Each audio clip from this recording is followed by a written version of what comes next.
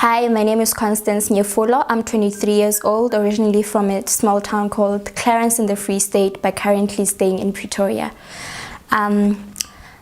So sometime in 2016, well, in June in 2016, I visited my aunt who stays just 45 minutes away from my town, in a town called Qwaqwa.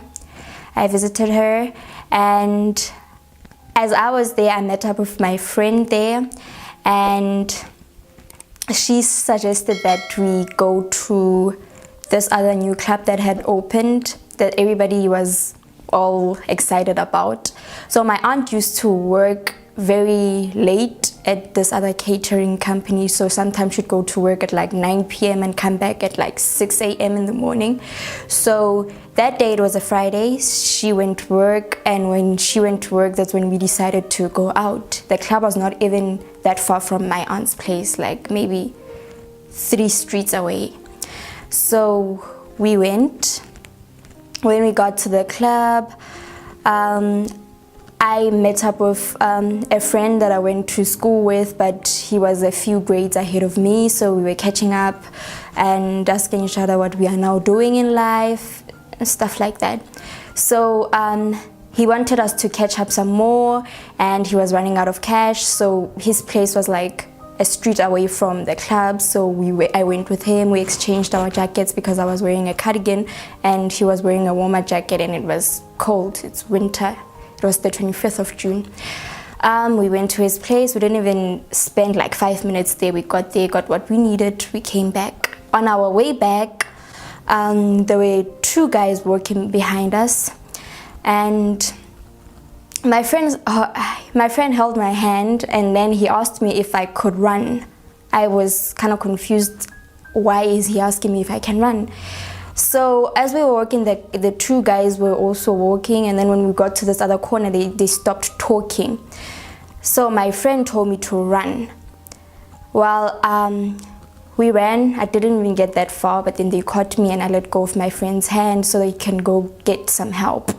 I was left with the one guy, and the other guy ran after my friend. He took my bank. I had my bank card on me. He took my bank card, my phone, and he asked me to take off my boots.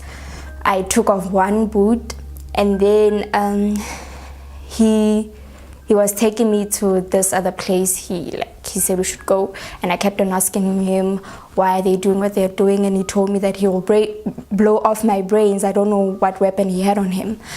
Okay, fine. And then he told me to take off the other boot. I took off the other boot, and just as he was reaching for it, I ran so fast. And as I was running, I heard people calling my name. It was my friend with the help that he had gotten. And as I ran past my friend's house, but I was too scared to like open the gate and go in, because I'm like, what if the guys that had mugged me are coming behind me? So fine, I ran to my aunt's street. And there's like the first house there. The owner was inside the yard by the gate, and then his friend was outside. So they saw me running. I'm running in my socks and in a vest, and it's very cold. So they asked me what's going on, and I told them what was going on. And as I was telling the story, the 2 guys that had mugged me passed, and I told them these are the guys that took my stuff, and the guys denied everything. So yeah, I was there explaining what happened to them, and then the friends, the owner's friend, there were 2 friends that came, and then they told them what happened, and then they wanted to go after the guys. And then those 2 guys that had just arrived said that because the guys that they want to go after have got weapons, it wouldn't be a great idea to go after them. Okay, fine. So the friend left, and the owner said that he would keep me safe for the night. He knows my aunt. It's not safe for me to go home at that time, so I will go home in the morning. And what if I go home and the guys are like waiting for me at the corner? Okay, fine. So I went in the yard, got to the door, and he struggled to open the door for like close to 15 minutes. Fine, eventually he got the door open. We went in, he locked the door. We went to his bedroom. It was a very big room with 2 beds. There was like a single bed on the far end, and then there was like a double bed as you enter the room. And there were 2 heaters they were on, and then he told me that I will sleep on that single bed and he'll sleep on the double bed, and then in the morning I'll go home. It was around about like 10 o'clock to 10:30 at night. So we sat down by the heaters and he asked me to tell him what happened, and I was crying and I told him what had happened, and he told me to stop crying, it's gonna be okay, I'm safe now, yeah, he'll keep me safe. And as we were talking, he started saying that I should get on the bed, the double bed that he said he would sleep on. And I asked him, you said that I will sleep on the other bed and you'll sleep on this bed. And then he told me that the rule of his house is that nobody sleeps on separate beds and nobody sleeps with their clothes on. And I told him, okay, if that's how this is gonna work, can I just go home? It's fine, I don't care if the guys are waiting for me somewhere, I just want to go home. And he told me I'm not going anywhere. And then I asked him, so is this you keeping me safe? You said you were going to keep me safe, so basically do I have to pay you for keeping me safe and I have to pay you with my body for that? He told me to stop talking and just take off my clothes, or else he's going to do it for me. So yeah, I climbed onto the bed and I started unbuttoning my jeans. And then as I was unbuttoning my jeans, his phone rang. As his phone rang, I don't know what I was thinking. I tried to like run away as his phone rang. I tried to get off the bed, and as I was trying to get off the bed, he caught me and then he strangled me by the vest that I was wearing. He strangled me, and I started screaming and shouting and kicking, and he told me if I don't stop what I'm doing, he is gonna strangle me to death, and then he's gonna bury me in the house and nobody is ever gonna find me. So I then asked him to please use a condom if he's about to do what he's about to do, if he could please use the condom. And he went, he got a condom in the locker somewhere, and then he told me to put it on myself, which I did. And then I took off my pants, and he started raping me. And it went on for like a long time, and he took off the condom and just raped me like that. He even made me put his thing in my mouth. And I kept on asking him, why am I paying for him keeping me safe? And he told me things like, I am a stupid girl, I am here sleeping with him, it's the first night, and those guys that had mugged me could have probably done it somewhere by the road, and I would be cold out there. And he let me go, and then he told me that he was gonna do it again in the morning. He stopped raping me at like around 3 a.m. and he told me he's gonna do it again in the morning because he is not satisfied. And he started telling me that me and him are dating. We are gonna get married. I'm gonna be staying in a room in his house. Okay, as he stopped and he fell asleep, before he fell asleep, I asked him to borrow me his phone because now apparently we are dating.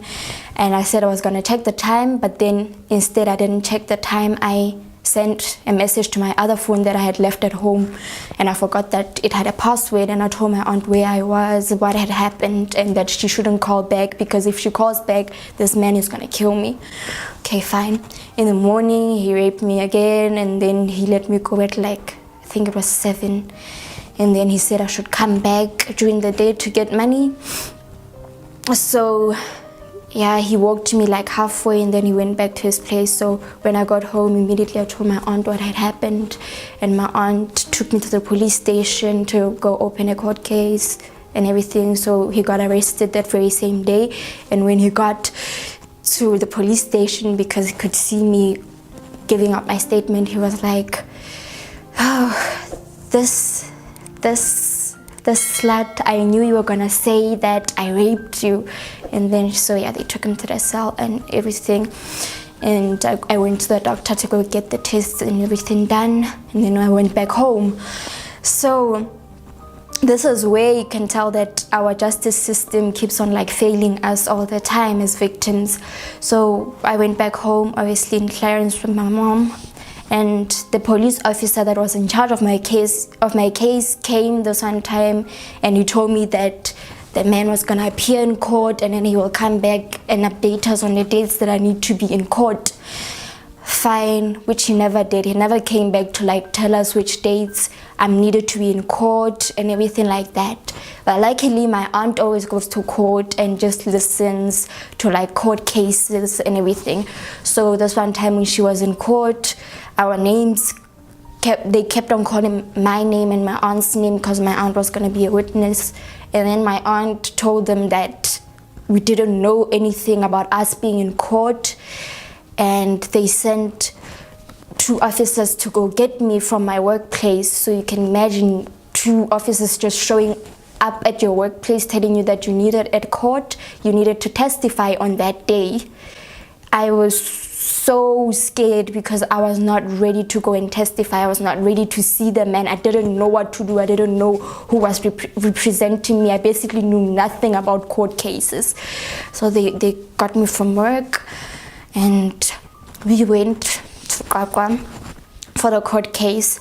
And when we got there, luckily the judge told me that we couldn't proceed with the court case because it was late. I got there at like 3:30 in the afternoon. It was on a Friday, and he said that I should come back on Monday because this case is a very sensitive one. Okay, so I went away, okay. Came back on Monday, everything, I testified. Yeah, I testified, like I met with the person that was representing me. I testified, and when it was time for the man to testify, he said that he had left me inside the house and he locked me inside the house. He went drinking. He came back at like 6:30 in the morning and he unlocked for me and let me go. But the results did show that I was raped. And they asked him if he went and locked me inside the house, who had raped me. If he had locked me inside the house, was there somebody else in the house with me? And there was nobody in the house with me. And the other thing is they never took his DNA. They only took DNA tests from me, not him.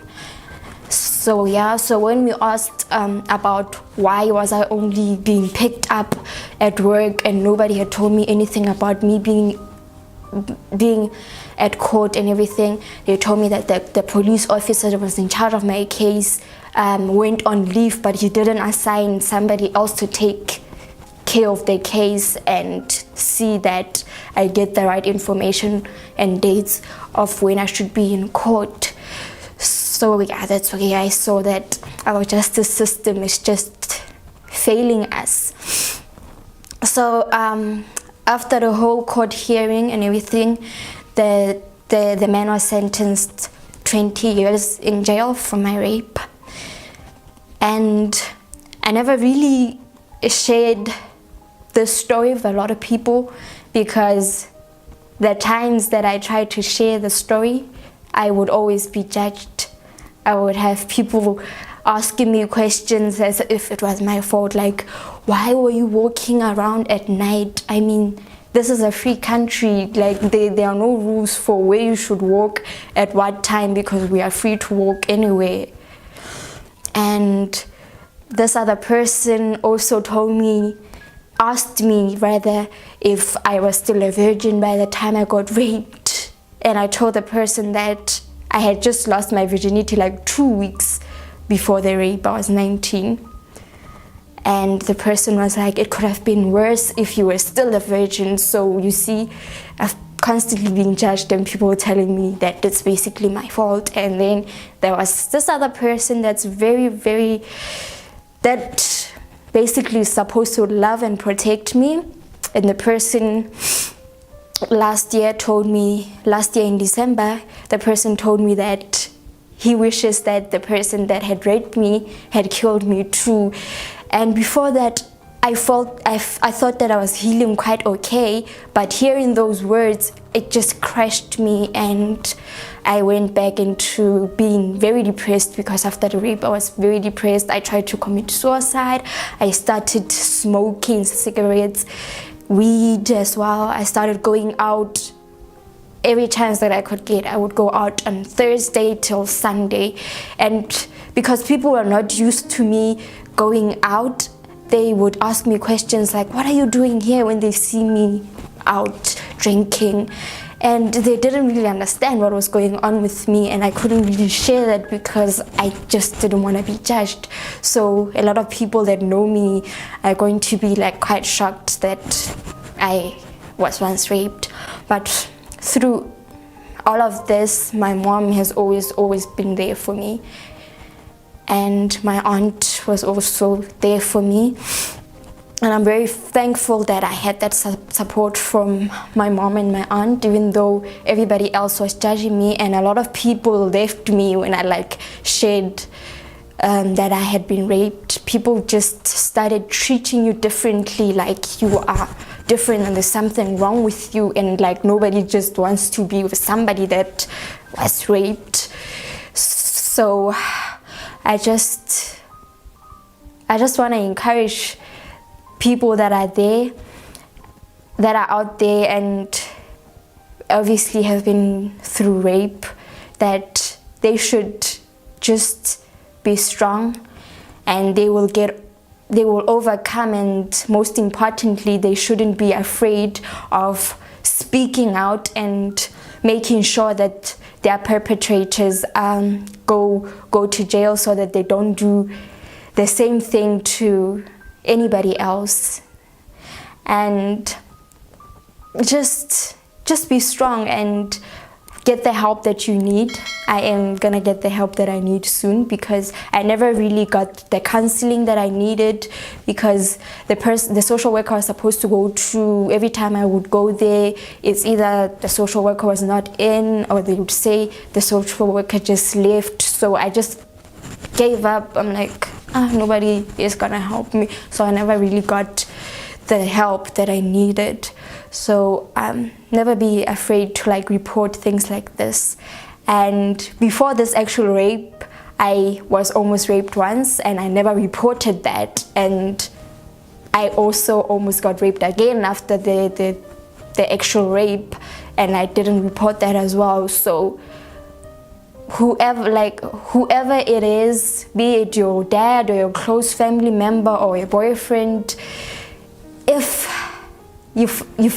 it happens that they rape you, just speak out. It really doesn't matter who they are, but just speak out and get them arrested. That's the advice that I could give. And the other thing is, during your healing process, just be kind to yourself.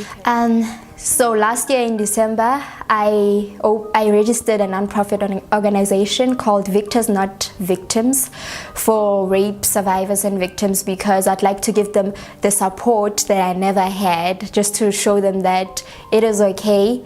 We are here for you. Just because you're going through this doesn't mean you need to be alone. Hi, my name is Constance Nyefolo, and I've been through the most.